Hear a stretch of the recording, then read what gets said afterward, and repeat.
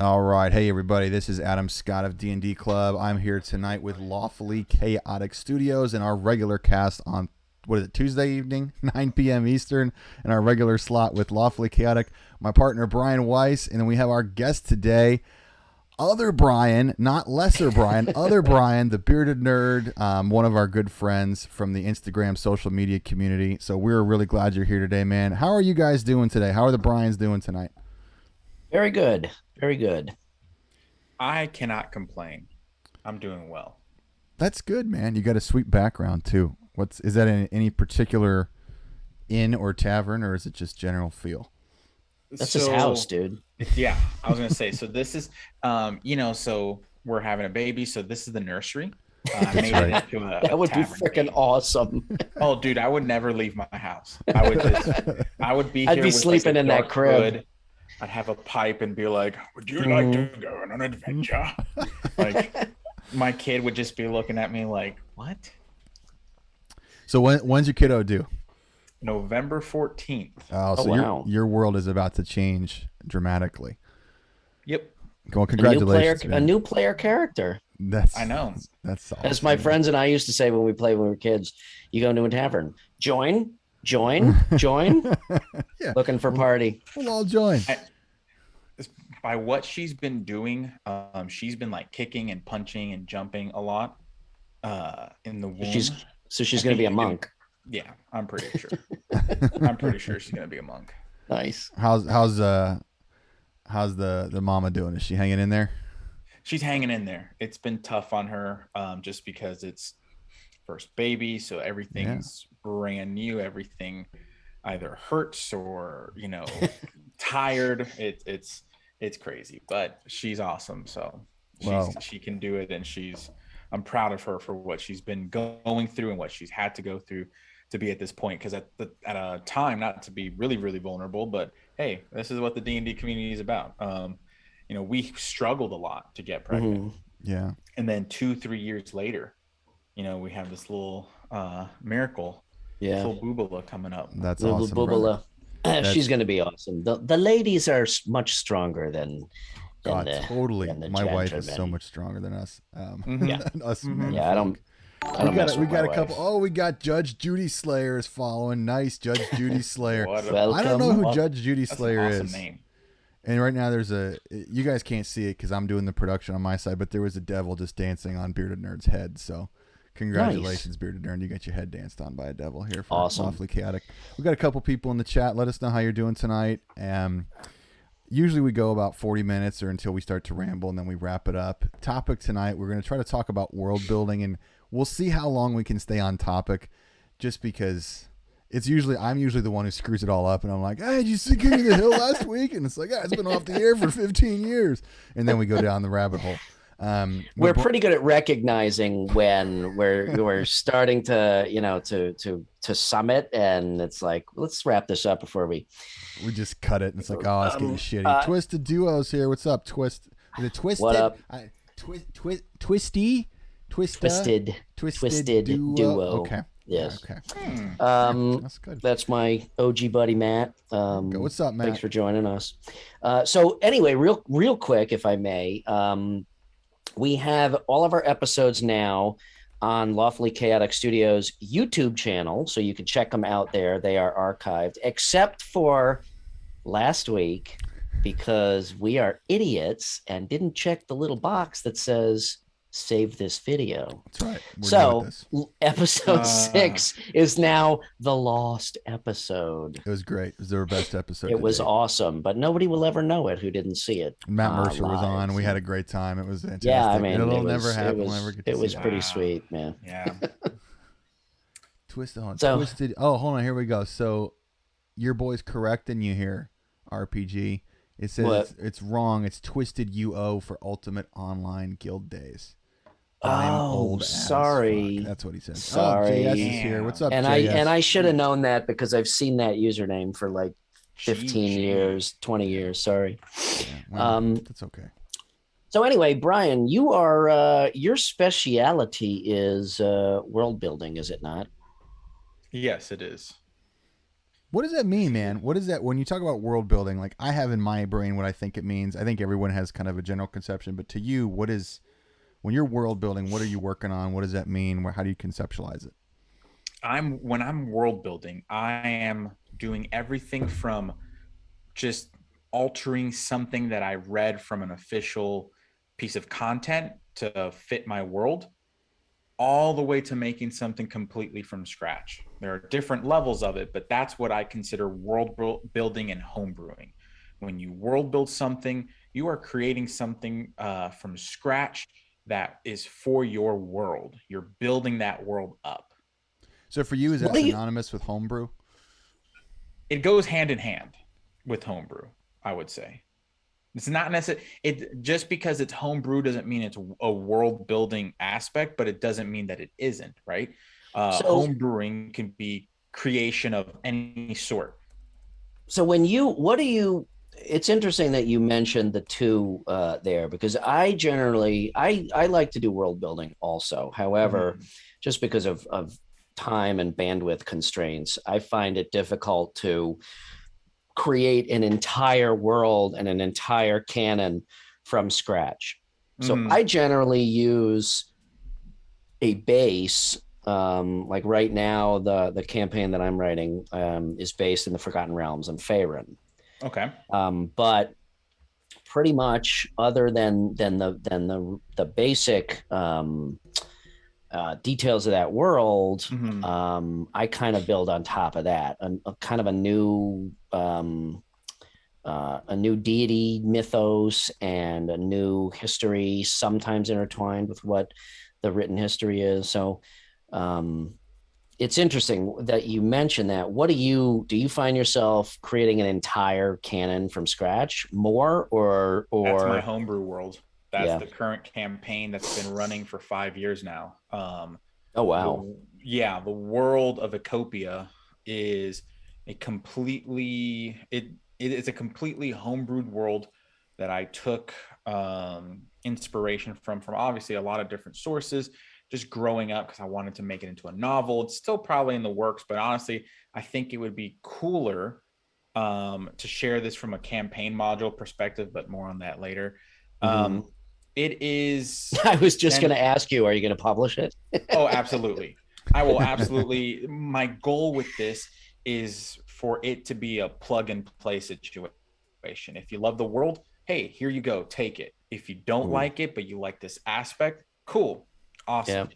Yeah. But my world essentially is this homebrewed world where I took, I guess, an inspiration, and I have the different races, the nations, and everything coming from a historian background myself. It was really easy for me to do this. And I just love this in general. So it really wasn't hard for me to do it versus other aspects of the hobby that just, it doesn't pique my interest as much as world building does. I mean, here's a great example. You mentioned that you're running in the Forgotten Realms. In my homebrew campaign, what if my players, actually, if you are watching this, certain player, Warforged player specifically, not to call you out, but there's turn your video off. Quick, stop watching. Spoiler alert. I was going to say we've got 5 concurrent viewers for the first time ever, but if you're one of Brian's players, turn it off. We'll sacrifice the viewership to maintain the quality of your game. Well, my viewer, or not my viewer, but my player actually came up with this idea. They wanted to be from Eberron. They are a Warforged that, for some reason, teleported to this world.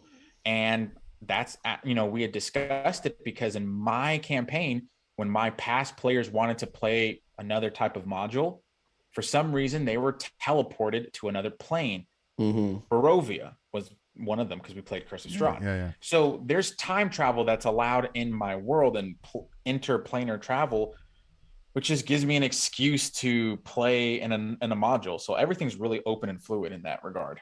Oh yeah, the multiverse model is great. Now that Marvel, as a kind of an aside, now that Marvel opened up the multiverse, yeah, oh yeah, anything goes. Everything's good. I wanted to ask you this, Brian. How did you get into D&D? Because I'm always curious because you got such a cool background. I know a little. We've talked several times over the last year and a half, but I don't think I've asked that. How did you get into the hobby, man? I was dirt fucking poor. Growing up as a kid, you were a sellsword. You were a mercenary fighting for your life. Yes, I was. Through personal tragedy. I was like, let me have the red box / no, so growing up, my parents and grandparents having come from Cuba, escaping communism to come to Florida, and they came to Florida of all places, you know. And of course, having certain family members that were like, it's good that you came, you know. It was perfect. It was awesome. And coming to Florida and being around our culture, like, and my culture specifically, where D&D was kind of like, some people are saying that this is bad, but my mom and dad looked at it when we were, because I would play at a friend's house. Again, we were, you know, money was tight, so all the kids kind of shared stuff together. All my friends and my cousins and like my brother and I, we would all share things. So we played D&D, but what we really did was just pretended that we were in Lord of the Rings, because we all loved Lord of the Rings and thought that that was the coolest shit. So we really didn't play D&D, but we shared it.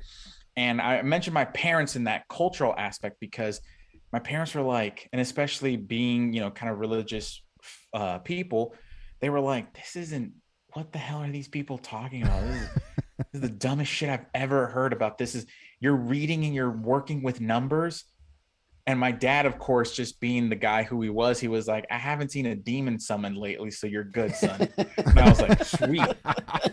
You know, my parents gave no shits about it. But later on, as we grew up, like I said, I count that as more were they cool with you overall in general playing it, or was it something that they would like kind of just give you a little shit in like their parent way, and they're like, whatever, he likes it? They really care. They really, as long as I wasn't putting myself in any, they were more concerned. And Cuban 101 for the folks out there, they will be more concerned about you being with strangers than you playing a game that may or may not summon a demon. Like, they don't, it just, they didn't care. And especially because my dad read the Lord of the Rings and the Hobbit to us as kids. You know, I still have those books in my collection, his books from the 70s. Oh, wow. That's awesome. Yeah, that is that's very cool. That is my treasured possession. Oh, absolutely. Those books right there. And it's more because it was what my dad read to me and like what my brother and I read as kids, and kind of, we always reread them. But later on throughout high school, my buddies Zach and Andrew played. We all played. We played RPGs. We played tabletop war games. We had our own club. Like, we made our own club because we were homeschooled. And then I went to like charter school because my mom was like, damn, you need to like have some friends. You need some people. You need some people in your life, son. So I tried to start one there, but again, the school itself was like, it wasn't a great place to start it. So I just took the initiative and started it myself. I had a couple of guys on my rugby team come and play. And, you know, I remember this one dude, he was Samoan and he never played. And he was like, oh, I want to just smash things. So I was like, I have the perfect class for you, my friend. Yeah, but they made that for someone like you. Here you go. No, seriously. So like we all played, and we would play like hardcore, and then we stopped, you know, years later. I remember it was my senior year. I think my friends were playing 3.5 at the time. And I was like, oh, this is awesome. But I am like the second person in my family to go to college. And if I fuck this up, the guilt that will happen, that will occur, is just, it's too strong. You know, being Cuban and Jewish, there's double guilt. Oh, so man. it's just, it would be double guilt. That's killer. Oh yeah. So I got back into it. Honestly, when my wife and I got married, she is so busy as a teacher, as an 8th grade teacher, just constantly grading, constantly doing stuff. And, we talked about it where she was like, I'm going to feel guilty if you're just here sitting all day, go do something. And I was like, okay. And I went to the game store, and then there was a group of people looking for players. And I was like, I haven't DM'd in a while. Sure. Let me brush up and go from there. So I've been playing consistently we got married in 2016, so I've been playing consistently ever since. That's Nice. awesome, man. That's a great origin story. I love that. Do you Thanks, still have man. family down in Cuba? No, maybe one or two, but if they're alive still, I'm going to Sure. be quite honest. I don't know if they're still alive. I don't want to put you in a weird position. We don't have. I don't want to. No, dude. I actually, you're the first person, which I thank you for this. The first person that has asked about this because of everything that's been going on with Cuba. Oh, it's a shit show. Yeah, it's a complete shit show, and you're the first person, like, out of all my friends on Instagram and whatnot, y'all are the first ones to even ask, like, hey, how you doing? Like, what are you thinking about this? Actually, there's another person that asked. I won't reveal their name, but y'all asked, and I'll talk about it. Like, it's a shit show over there, and if you're not paying attention to it, then I don't know. It's a sore spot for sure. Sure. Yeah. Like 60 years of oppression and, waiting in line for 7 hours just to get a pound of beef, if they even have it. And it's like, I'm very thankful that my parents made the sacrifice to be here. Because if it wasn't for that, I wouldn't have worked hard to be where I'm at in my day job and to do what I love to do with D&D. And to be quite honest, like, if it wasn't for a lot of different things and their sacrifices, like, I wouldn't be able to meet you guys, and I would not have met my beautiful wife, and now Sure. having a beautiful baby on the way. Like, that would not have happened without the sacrifices that needed to happen. But it's still, it's almost like how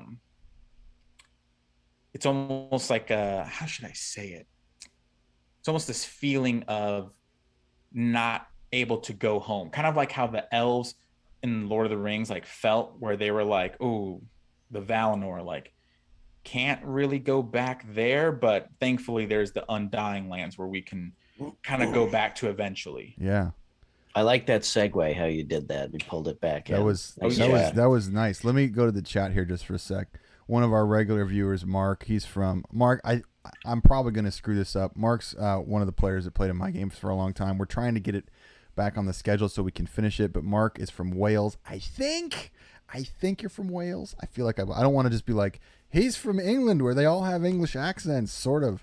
I was thinking, can I do a Welsh accent? I'm like, I cannot do a Welsh accent, but I love the Welsh version of Arthurian legend. It is actually pretty good. Nice. So what is Mark saying? Mark's into rugby, so he was just acknowledging the fellow rugger as well. Then Twisted UO is talking about his origin story being way less cool, and that his older brother played, and he mistakenly thought he was cool as well and followed. Damn. GG. Yeah, I just think it's so interesting how everybody comes to this hobby. So it's funny. I'm monitoring our daily Slack channel, waiting for his brother to chime in on that response.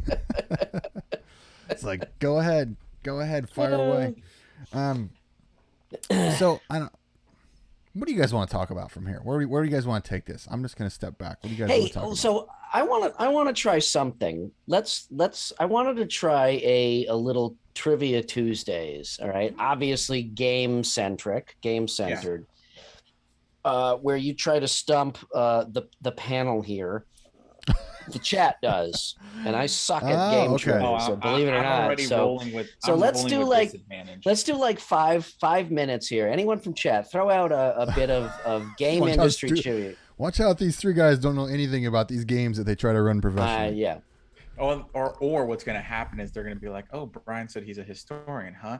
Well, tell me what Brutus wore on the night he was a." I mean, it could be. Hold on. So do we want? Okay, hold on. Mark was it could be anything vaguely D&D fantasy game related. Jeff, I know is a font of information. Oh, I'm done. I'm fried. I'm rolling with disadvantage. I know that. You mentioned you're a historian. While everybody's thinking up questions, what did you study a specific kind of history in college and then go into cultural historiography? Okay. Wow. Did you get a chance to do that professionally, or is that? I know sometimes. That's awesome. So I was a cultural historiographer.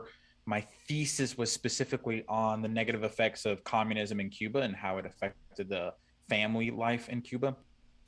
So that was like I mean, I was able to get, I'm all about primary and secondary sources, right? You mean having evidence about, to actually think through something? And oh yeah, I actually, it's a lost art. Right now it was public.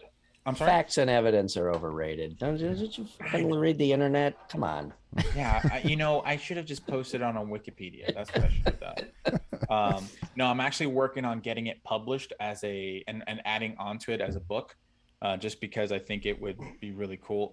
Dude, I'm always thinking of ideas that I can do, and all these different things. But no, I taught history in high school, or I taught high school history, excuse me, for a time being. And to be honest, I mean, great people.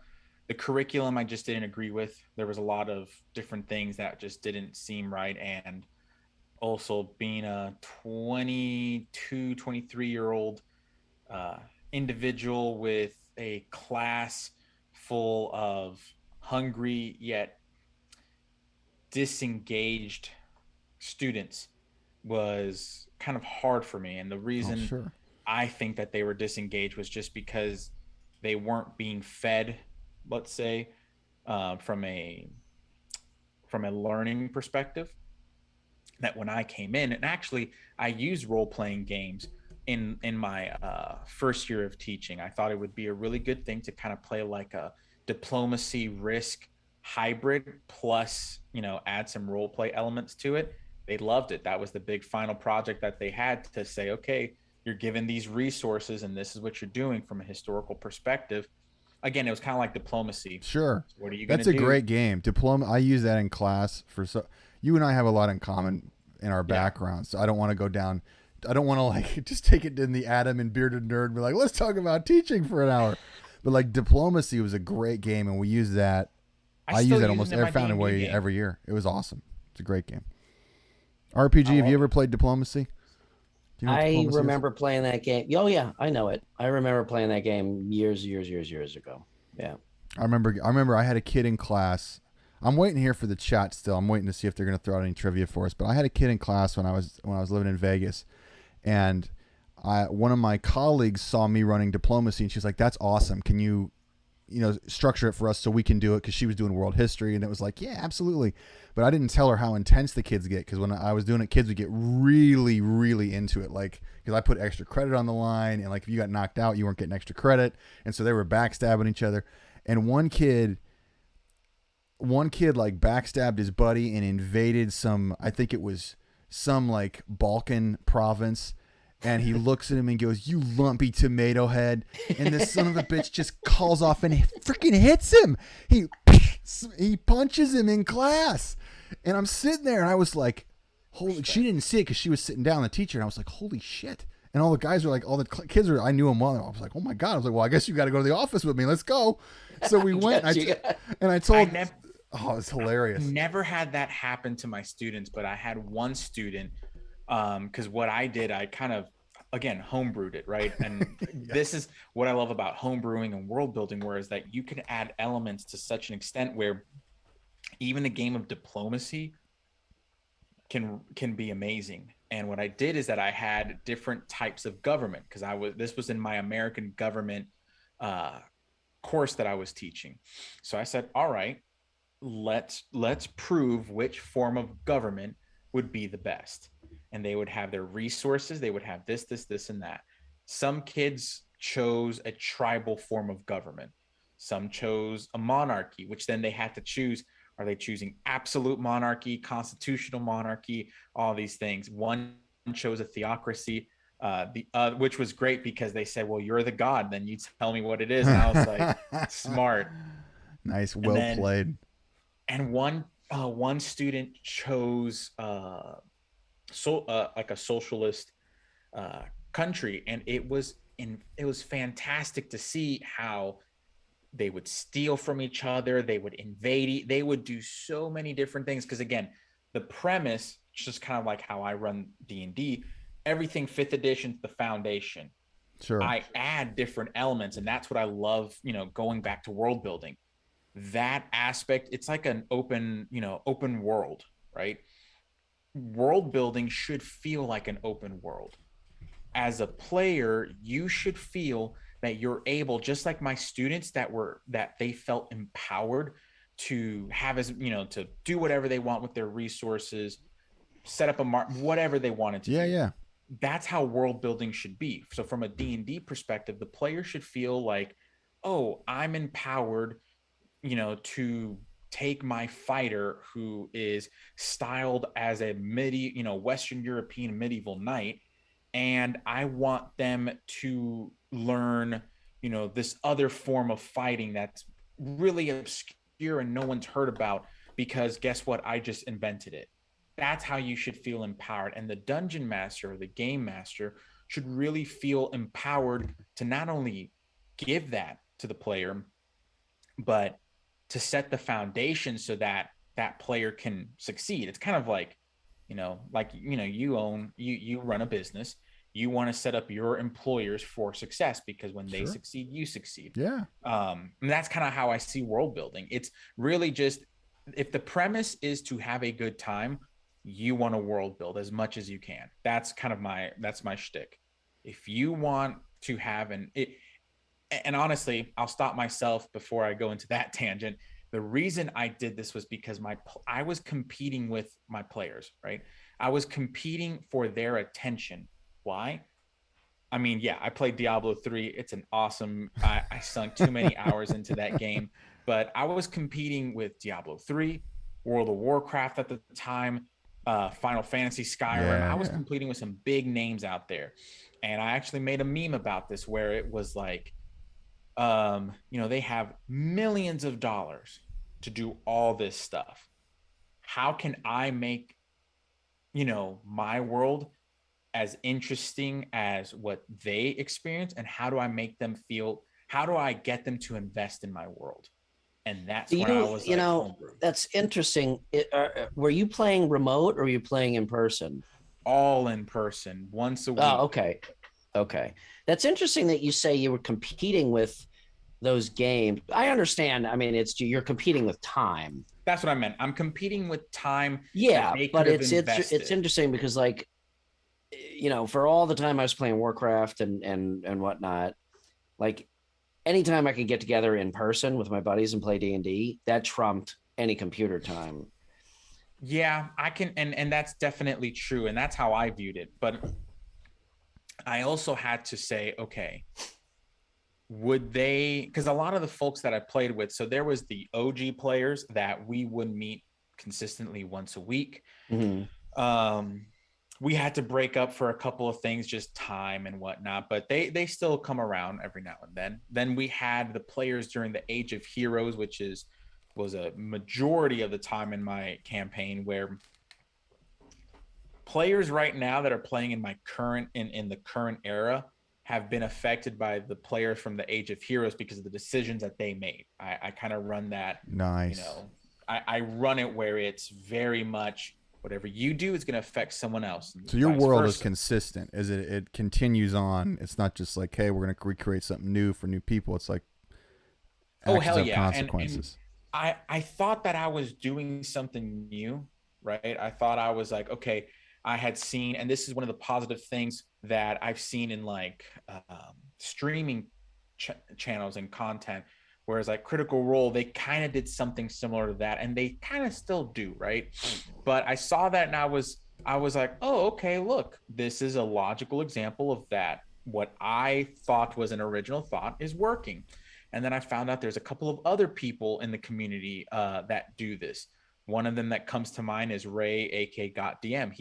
He's been doing this for 28 years. His world has been going on for 28 years. And I was like, damn, well, I'm really glad that other people are doing it, but damn, I thought I was original.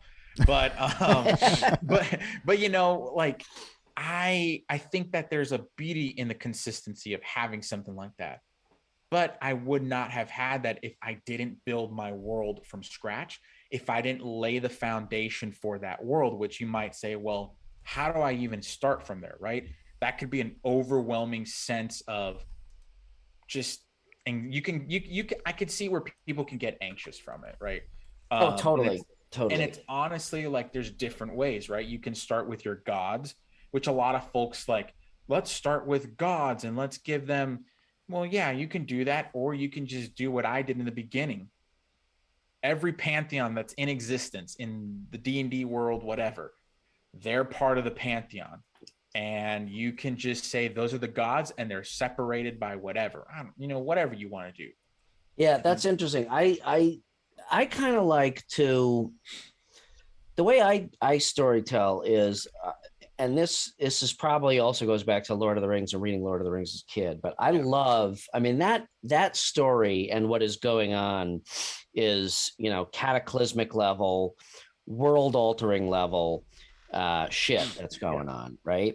But my favorite part of the entire trilogy is when it's starting out and you have four guys from the Shire who are traveling, not 50 to 100 miles, right? And that is it's so small, yet it's part of something so big. Yes. So I love that. Start tiny and just kind of build up. And that's what I do. I started tiny. I started with one town that became a city, that then became a citadel, which then became the capital. And it scaled up because the original players built it that way. I just kind of asked, and honestly, I asked probing questions. If you were building this city, what do you think you would have done? And one of the players said, have you ever seen Attack on Titan? Which I was like, no. And they showed me this anime and I was like, holy shit. First off, gory, trigger warning. It's gory. I taught middle school for 1 year and all those kids, this is recent, all those kids were so into Attack on Titan. Like that was just their jam, man. And I mean, it's a badass show. It's great. But I drew a lot of inspiration because this player said, hey, the walled city of Maria, blah, blah, blah, blah, blah, all those, that whole area, I want to build it. I want to build this city of Legalheim, which is the main city where my players start in.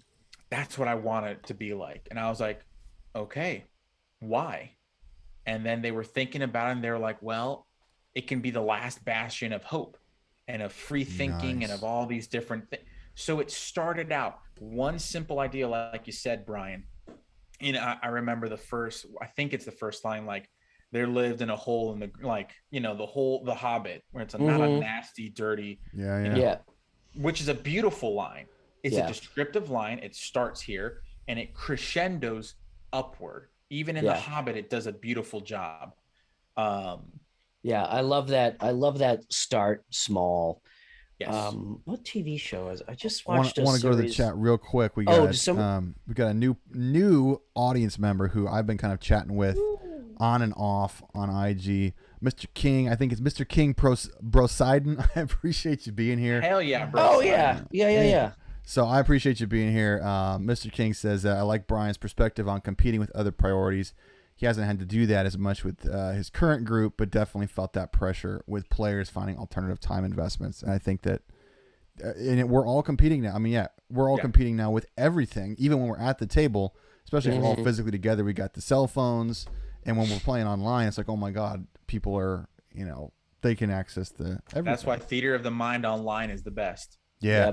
I have a PowerPoint presentation with all the images that would reflect things. I have very descriptive. I have music. I have sound effects.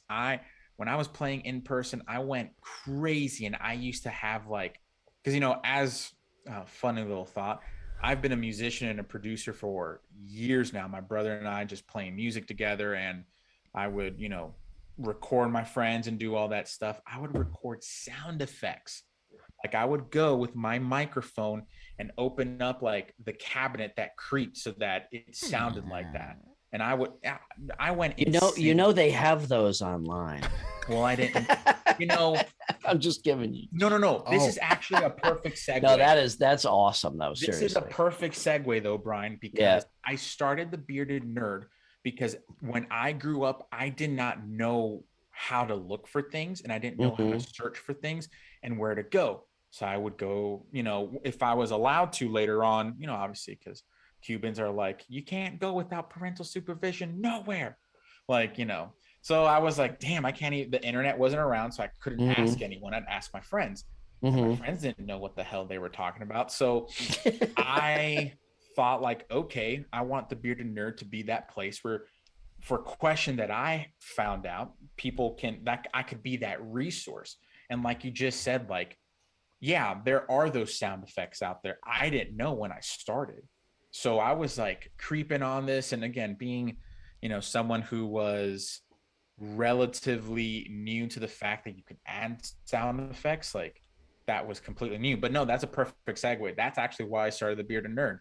I wanted. Do you still have that library? Do you still have that library of all your old? Yeah, it's on a flash drive. That's awesome. Yeah.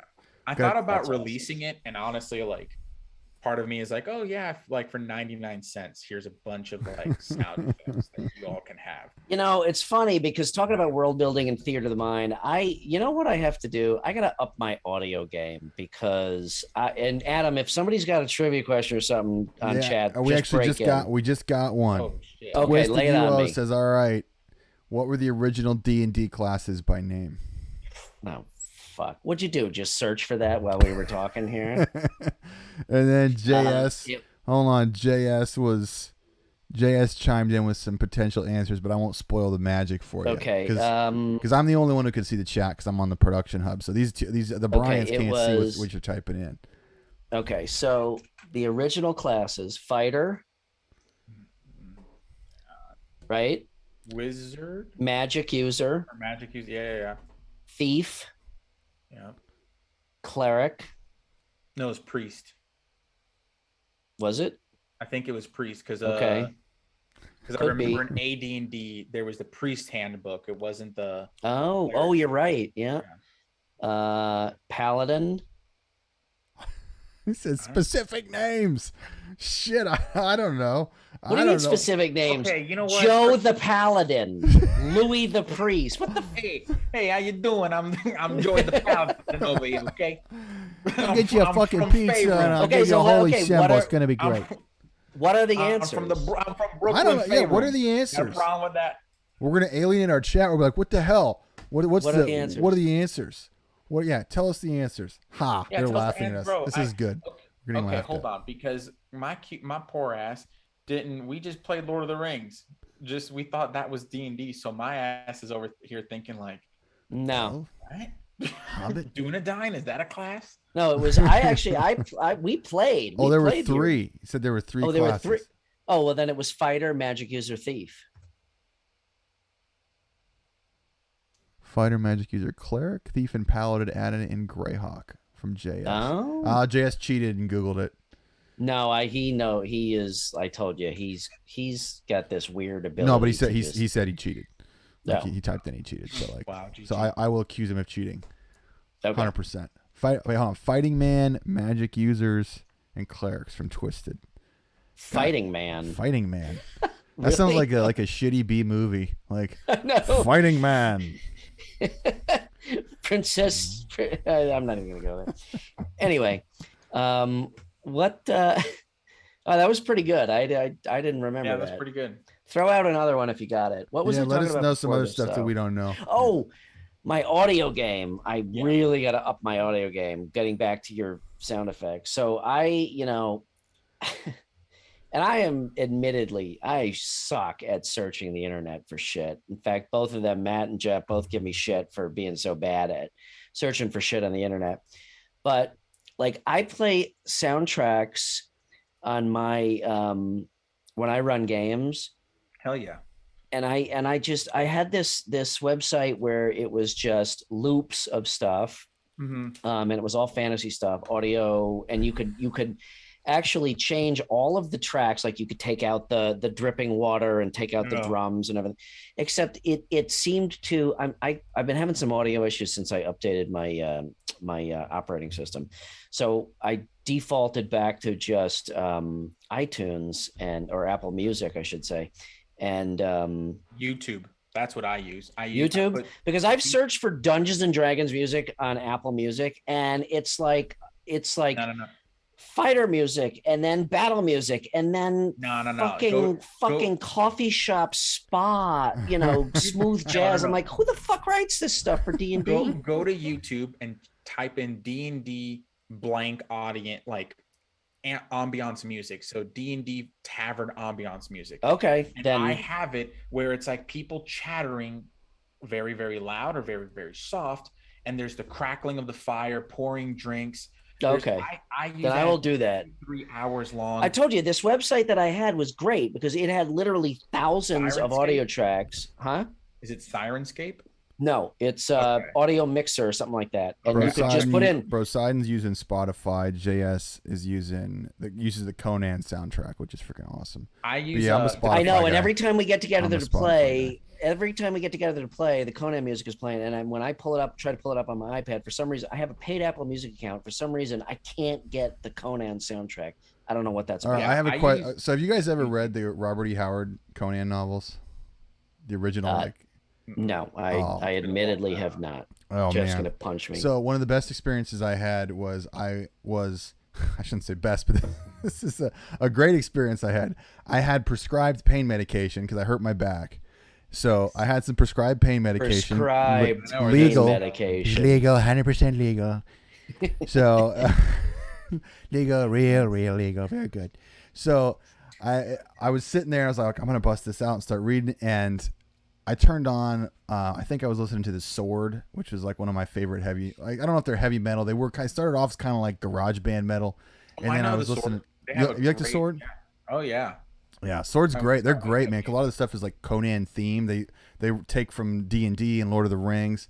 And I just turned that shit up, and I was like medicating myself, and it was like the best book I'd ever read. Dude, it was so awesome.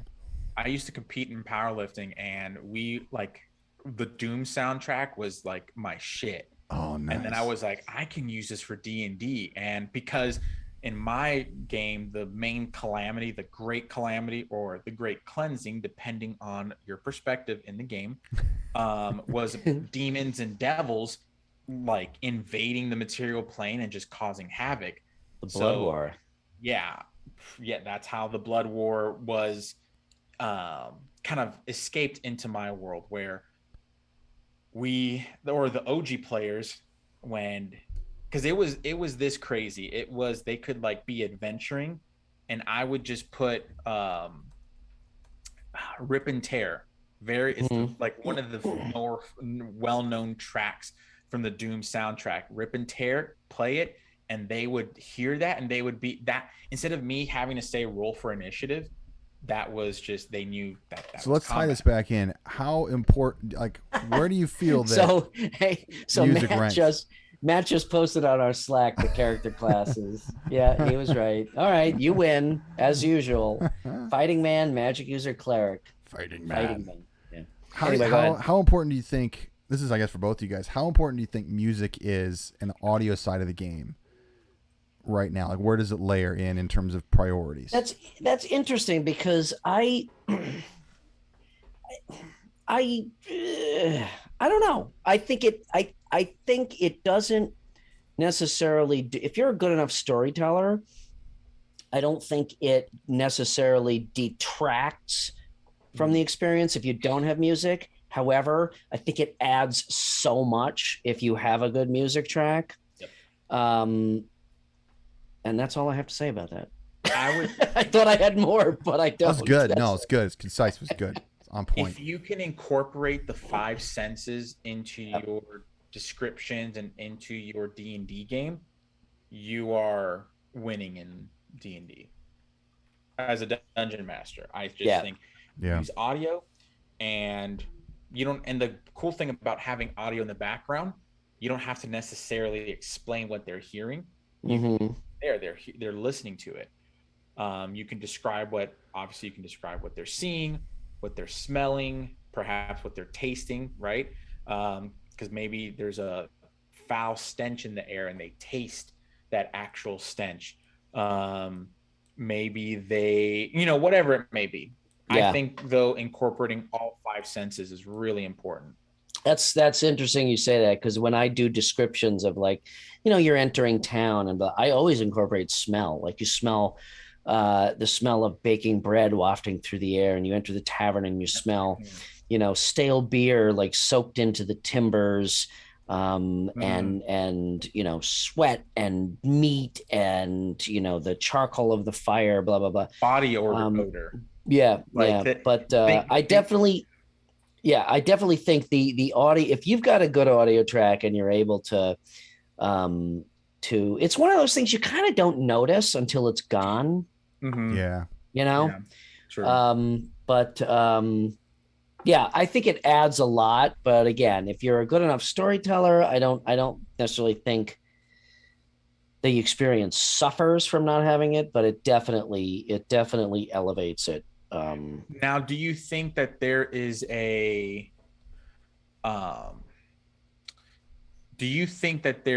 overuse of things or like an over description of things, right? I've seen some dungeon masters who will try to over describe something, and it almost ruins the curiosity it robs the players of their curiosity, because you're spoon feeding them everything, right? Versus them, and instead of giving them the high levels, okay, you smell the baked bread, right? Well, what type of bread is that? Maybe there's that one player that says, I want to go towards that. And then because you gave them enough for them to be curious about, now they're exploring your world, which is why we homebrew. We want them to explore that world, versus saying, you smell fresh pumpernickel bread. Well, I don't want to smell pumpernickel bread. Yeah, I don't like pumpernickel. I think it's an overall. I think you're painting a scene. Think of it. That's the way I think about it. Is obviously, the visual is arguably one of the strongest senses. Okay, absolutely. So I think of it as, especially being an artist, I think of it as painting a scene. All right. Yeah. So to use the aforementioned example, you're entering this town. You're coming down a hill, down the road, and you see the town. If it was a painting, what would you see? Okay. Totally. And then on top of that, what might you smell? What might you hear? If you enter the tavern, what might you see? And it's, think of it. That's the way I think about it. Being a visual person is like a painting. So Twisted saying that they totally agree with not too much. Give them that, give them the highlights, but not too much detail. Yeah. I look at it as it's almost like bait. Like you give them an overview and you give them a sense, and then it's like, here's all this really cool stuff. You could go explore some of it. Yeah, and that kind of goes back to our discussion on 3D terrain. It's like, in a way, there is a point, and I myself am still learning that point with 3D terrain, but there's a point at which it's like you're almost giving too much visual, and then it just becomes a war game on the table, and you don't, the imagination is kind of lost. So that's an interesting point. We usually go around 40 to 50 minutes. I think we're going real strong. We've got 8 people that are watching this, which I think is freaking awesome. I can't believe that 8 people actually want to listen to me talk with you guys at the same time. Okay, somebody give me another. Let's keep going. Somebody give me another piece of fucking trivia. Come on. Somebody out there has got. Gentleman Geek says, I love the way Bearded's games sound. I want to play in his world now. Well, that's awesome. That's awesome. That's awesome. If you want to play, go to my Discord. I have some there are some spots open. It's kind of in stages. How do they find that? Do they go to your IG?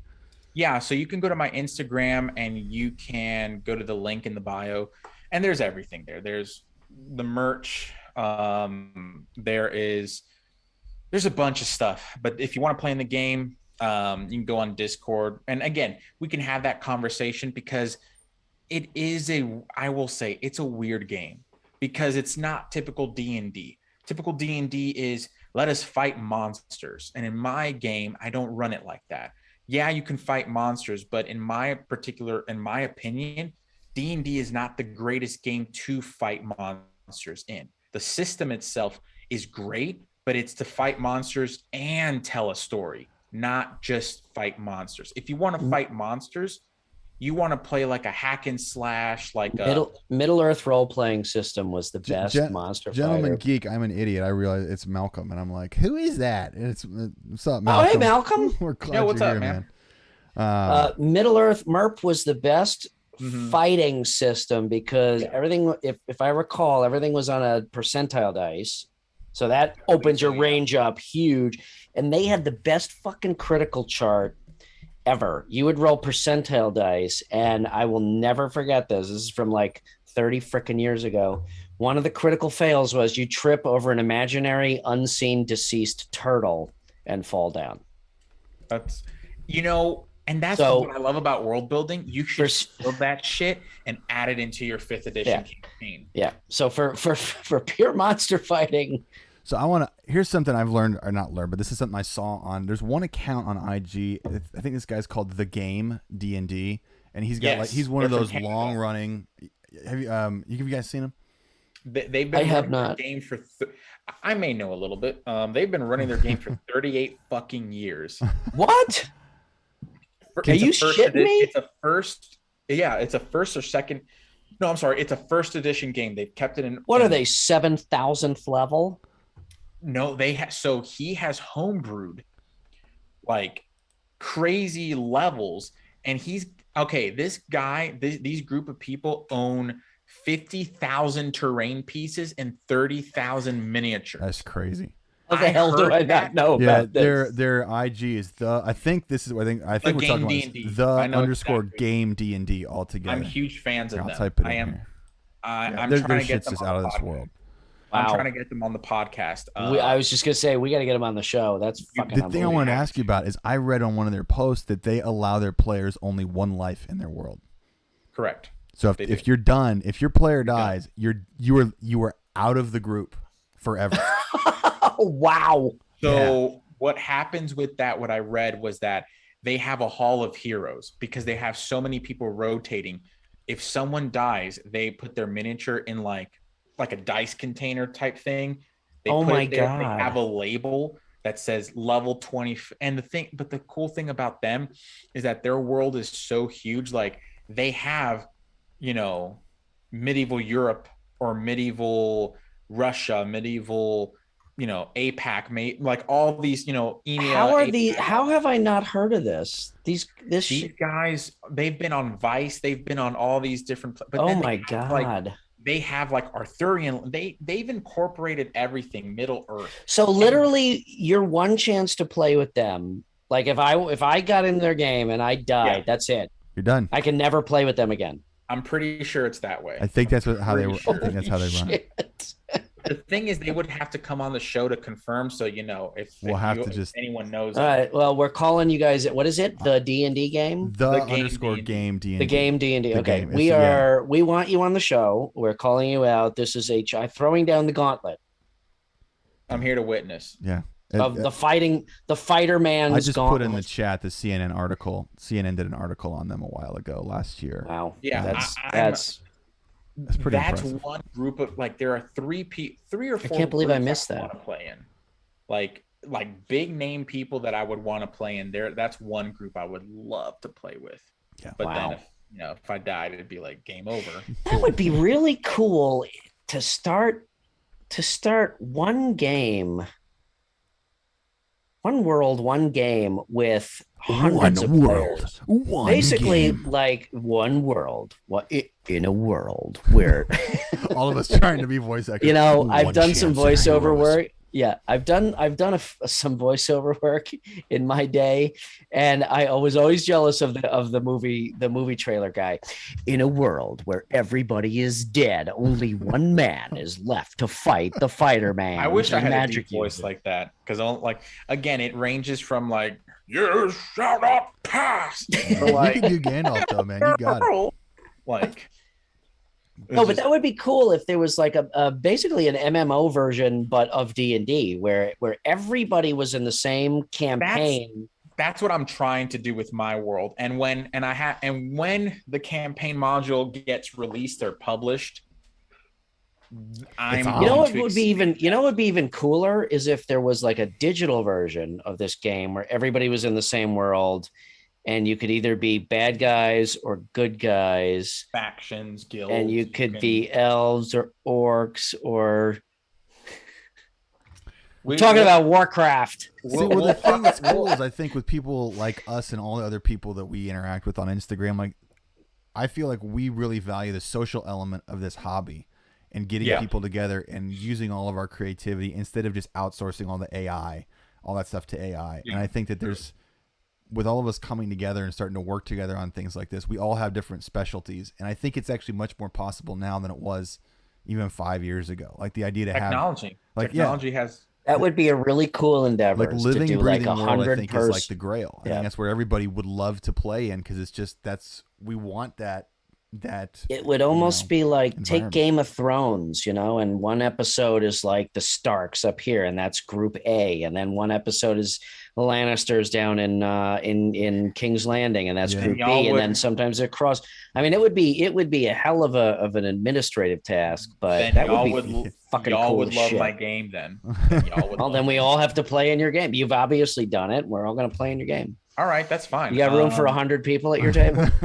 That's fine. It's all virtual, so it's all good. Listen, so let me. Do you charge? Do you take fees for? Do you charge a fee for your service? Is it free to join? How do people go?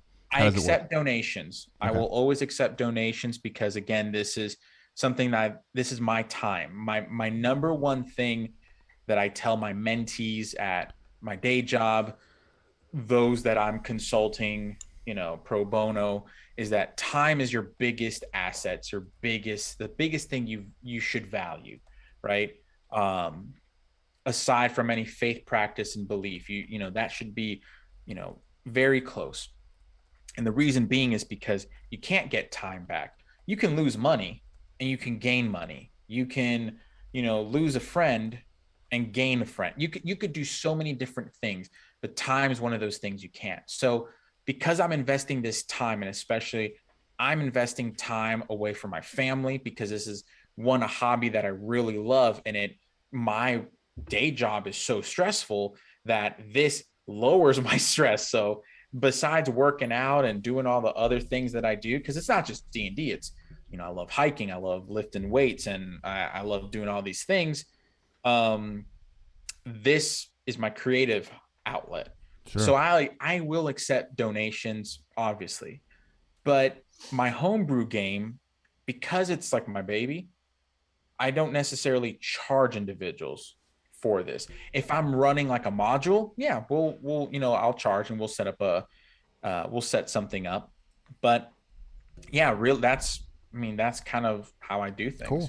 Yeah, it's good. It's good to know how you approach that, so that way players. I charge more for my consultations, actually, to be honest with you. Yeah. I charge more for any commissions. Like right now on Ko-Fi, I have like for $1, like you can commission like an NPC or some sort of magic item. And again, have that discussion where I can customize things, not from a drawing perspective, because I can do stick figures, but that's, whatever. It's an awesome idea, actually. Bro Siden said he's vibing with you, Brian, and that you guys would get along. So you got a fan. That's an awesome idea. It's like micro purchases for content. It makes sense to me. I mean, why would why wouldn't you? Okay. In the way I think about it with world building, I sell time as well. You could have spent an hour creating an NPC that your players are going to only interact with in 2-3 hours. Well, I love doing this. Most of the magic items that you see on Instagram, I created in 30 minutes because my mind just goes into that state of flow, right? It takes me 20 minutes just to find the damn piece of artwork that's royalty free, and I'm not going to get sued by, God knows who. Next time you do that, let me know. Let's talk offline. Yeah, I'll talk. Because you guys both do stuff like that. You guys both have your own items that you guys create on your IG. Yeah, no, that's how I really got Brian got my attention in the regards of like, holy shit, you're coming up with really good stuff, and I'm over here like, yeah, but everybody, I find that everybody, I mean, let's face it, the content channel for this game is pretty fucking narrow, right? And there's a lot of overlap, but everybody seems to just put their own spin on it which I really like. And yeah, you know, there's a lot of home brewing. That's world building. You know what we were talking about? That is home brewing and world building, and yet we don't realize it. We don't realize that. Okay, here's a great example. I have this magic item called the mushrooms of the berserker. What does it do? Nice. Yeah. What it basically does, it's so fucking high off these fucking mushrooms. God damn it, I want to fucking kill someone now. Yeah, pretty much. They're like, oh yeah. I want that audio clip. I will micro purchase that audio clip so that I can trigger that every time a barbarian rages. Fuck you, I'm high in mushrooms. Yeah, I mean, I basically got the inspiration from like Scandinavian Vikings who would chow down on shrooms and get fucked up and go on a berserker rage.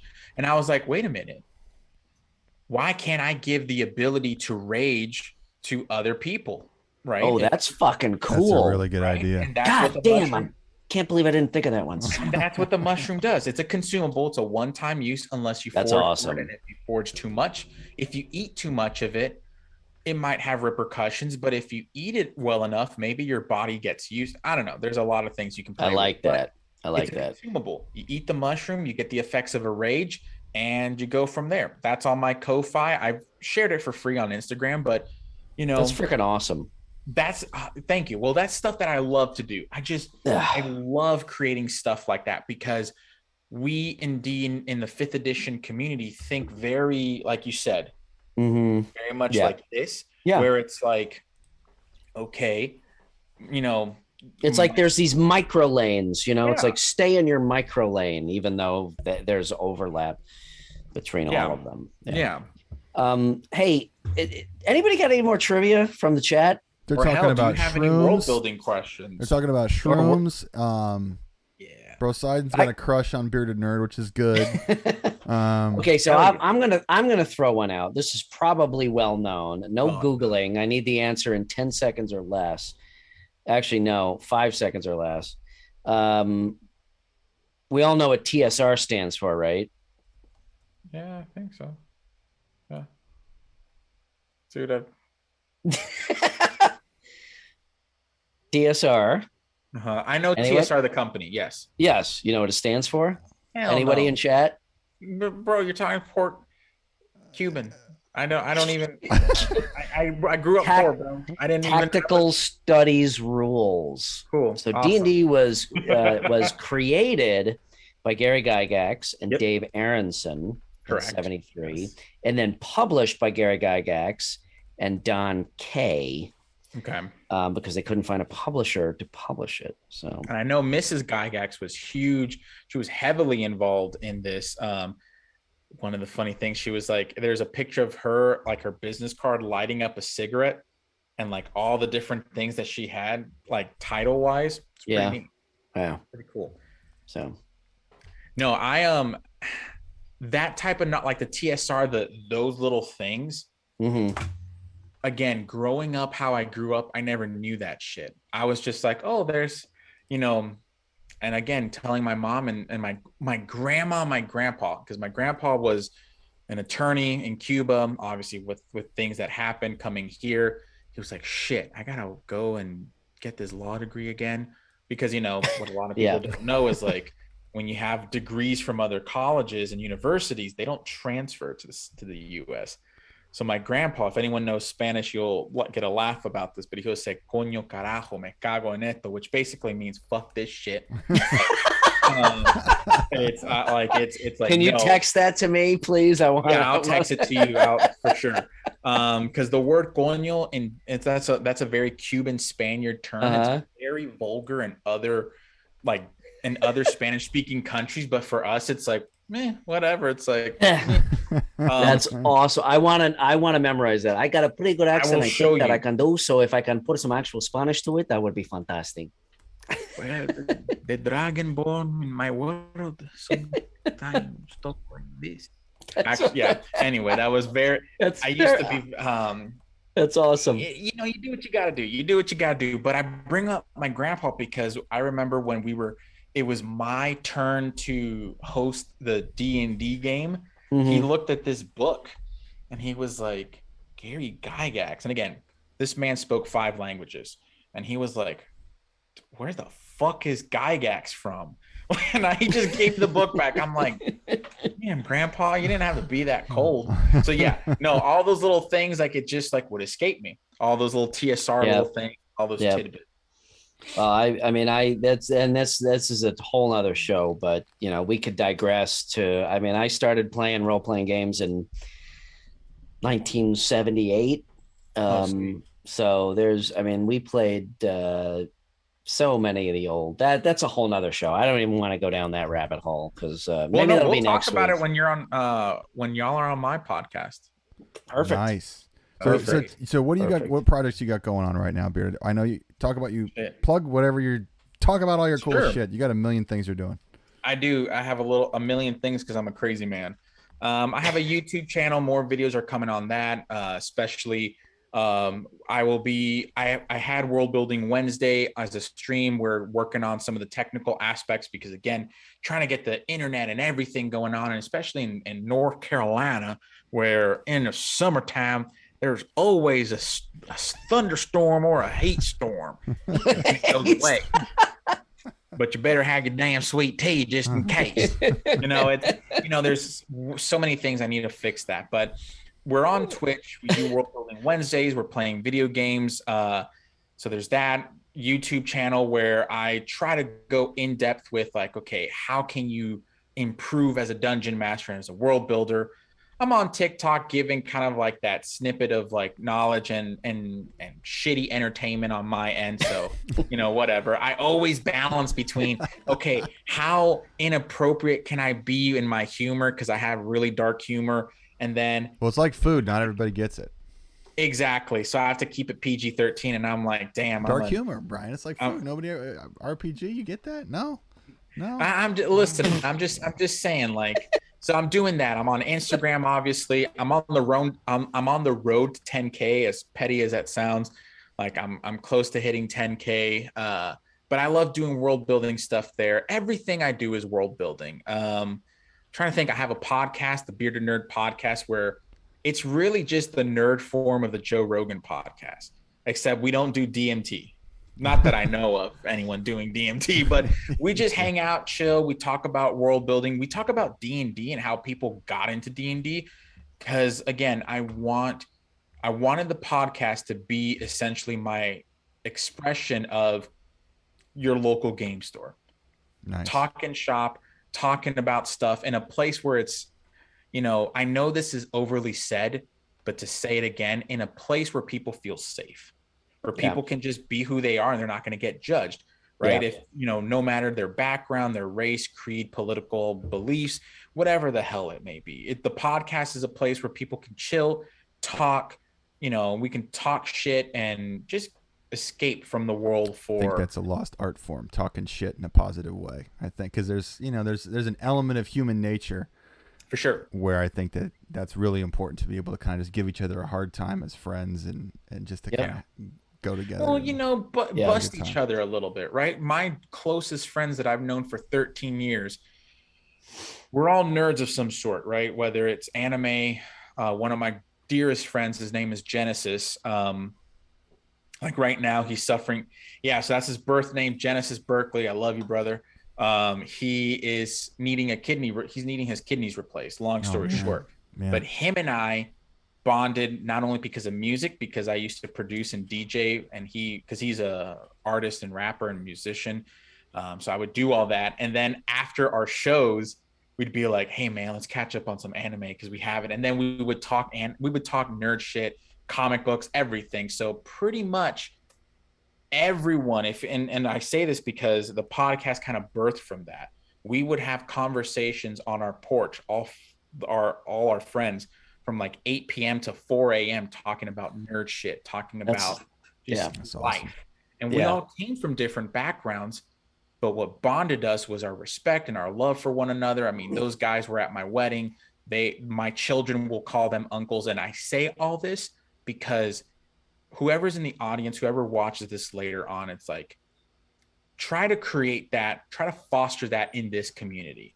We all come from different backgrounds. We all come from different areas of life. But when you foster that respect for one another, you learn about that individual, that you start to see past the, I'm going to call them ideologies and those things, and you see them for people, which then cements true friendships and really awesome relationships and experiences. So that's what I try to capture in the podcast. Do we end on that? That sounded really good. Really good. That's very well put. I don't think I can top that. So no, I like that. Cool. All right. I think that was, sorry, Brian, go ahead. I was talking over you. No, that's just what I try to do, man. That's everything I do, is to foster that type of relationship. So, I mean, the biggest thing you can do is just go to my Instagram. There's that link in the bio. You can follow me there if you want. If you don't want to, that's okay. Because again, as long as you get something out of it, I'm cool. So awesome. Well, nice. Everybody out there, we had a lot more people than usual here tonight. I really appreciate it. I know that both the Bryans appreciate it, because you have so many other things you can do with your time, and this is it's really meaningful to me personally that a lot of people I know and respect are just joining us to kind of hang out. Just the highlight of my week, brother. It is the highlight of my week too. Honestly. So, I'm waiting for Tuesday night. Like, to quote Matt Mercer, is it Tuesday yet? Yeah, I like it. Like it. Wait, hold on. You see that right there? Yeah, I was gonna say that's Matt Mercer, huh? It is, yeah. I'll show off. Nice. That's when I first met him and told him what I do, and he said, "Go talk to our marketing director." And then that was the beginning of my run with Critical Role, doing work for them. That was very awesome. That's legit, dude. That's legit. One of the nicest, most genuine people I've ever fucking talked to in my life. He seems so. What you see is what you get. He is so, yeah, awesome. I would love, because I think he also, again, I don't know him personally, but I feel like he embodies that spirit that I've talked about of, make a relation, make that connection. Yeah. Obviously, love to have him on the podcast. If you hear this, Matt, you're always welcome. yeah, Matt, if you want to be on any of our shows, he's a little busy. Yeah, you're always welcome. But just he's the face of a multi-million-dollar. Yeah, no, but awesome. Nothing else to be said. I'd like to just give him a high five. That'd be cool. Yeah. Just be like. Well, same time next week for me and RPG and Co. We'll be here Tuesday next week, 9 p.m. Eastern. I know we all have a lot of stuff going on, so just check out our IGs. We're always working on stuff, and if you ever have ideas that you want to throw out there, just let us know. Shoot us a message. This will be cross-posted on YouTube, so post in the comments below on YouTube if there's something that you either want to see or have some ideas for the show that you think might be enjoyable. And we are out of here. Have a good night, everybody. Hey, Brian, thank you for joining us, brother. Thank you, Brian. For having me. Absolutely. I freaking love this. Absolutely. All right, everybody, we are out. Have a good night. Peace.